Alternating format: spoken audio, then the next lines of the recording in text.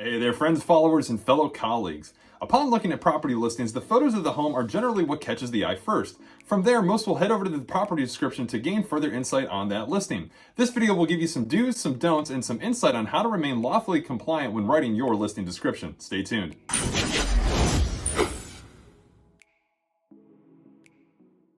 So yes, as always, welcome back.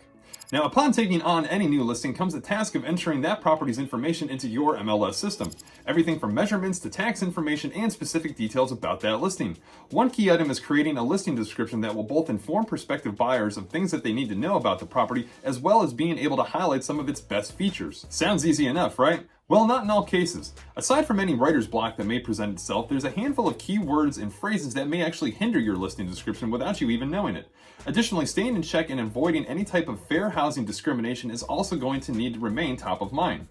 More than you think, a number of landlords who rent out property and real estate agents alike land in hot water over items related to the Fair Housing Act, most times because they're not educated properly. The Fair Housing Act entitles every American to equal opportunity in the housing market while being protected under fair housing laws. While most times infractions are accidental and easy remedied with an official notice to the publisher, in some cases a fine or even imprisonment can be issued depending on the case and the severity of the situation. So here's what you need to know. From the fair housing standpoint, when referring to your listed property, it's best to avoid certain neighborhood-related phrases. For example, anything that notates the location's school district as the best or a great school district would be wise to avoid. Instead, reference the proximity to any learning establishments and allow individuals to create their own opinion. Putting certain designations on the neighborhood as well as the inhabitants in that neighborhood can also be inappropriate. One person's perception on what can be considered safe, quiet, or friendly can vary from the next person, and you may be unknowingly creating a bias. When referring to the property itself, buyers nowadays come in all shapes, sizes, and from walks of life. While saying that the home is great for a family is okay, try not to context what that family should look like.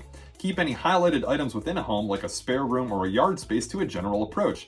Not all family units contain children, and additional spaces can do without any type of gender directed specifically. Not designating any people-related phrases is best practice as well. Anything that might indicate that a given property is best suited for someone of a certain gender, age, sexuality, or cultural background all go against the main principles of the fair housing laws. Now, it is true that there is a limited exemption for older persons in the community that pose certain age restrictions, but please note that even within these communities, there are age verification requirements that must be met, and mandatory HUD regulations must still be adhered to. Even then, it is possible for individuals under the age requirement to occupy in these communities given the right circumstances. Upon further detailing out your listing description, it's a good idea to avoid phrases like motivated seller. A lot of agents think that this can help procure somebody to move forward and pursue the listing, but in a lot of studies, the term has actually been found to create longer days on market as well as a lower sales price. Fixer-upper is something also to stay away from, as it can hinder the impression of that listing, not even being considered by some buyers that may have the knowledge, skill, and capacity to facilitate anything needed in the home.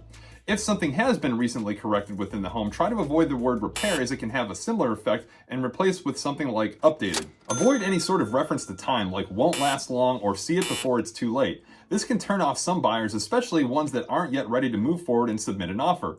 Price to sell, must sell, and good value can also provoke negative reactions, creating the illusion that the home may be ugly in some way, shape, or form, but hey, it's a good buy, so we're open to lowball offers. Instead, point out highlights of the property. Call out specific upgrades and capitalize on that. If there has been any changes to any of the big ticket items, provide the year date in which those were addressed. Keep your description to around 250 words as not to bore the reader and lose their interest. Provide details on what the property is close by to, and pair the property with any local key area details that may be of interest to any future occupants. Smart home features are always worth notating, and any downsides to the property try to turn into a positive. For instance, if the home sits on a smaller piece of land, it could be labeled as easy or low maintenance. Avoid overusing the same adjectives, and please, for goodness sakes, check your grammar and never write out a description in all caps. In the end, the idea of the listing description is to get the reader to visualize themselves in the home by creating emotion as well as educating. Having the ability to get the reader to imagine themselves performing daily activities in their newfound surroundings is best bet to get them from online to into the home and excited about submitting an offer. Now, this is just one of many details pertaining to the art of listing property.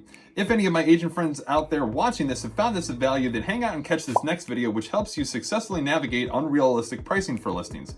If your brokerage hasn't taught you things like this, then you deserve a community that cares about your success as well as helping build up you and your business. Read the description below to learn about the benefits of partnering with me and my organization, or find my contact information below as well and reach out directly. Be sure to hit the like and subscribe button to stay up to date with great agent content and anything related to the Ocala, Marion County area like this as well. Thanks for tuning in and checking out the videos, and we'll catch you guys on the next.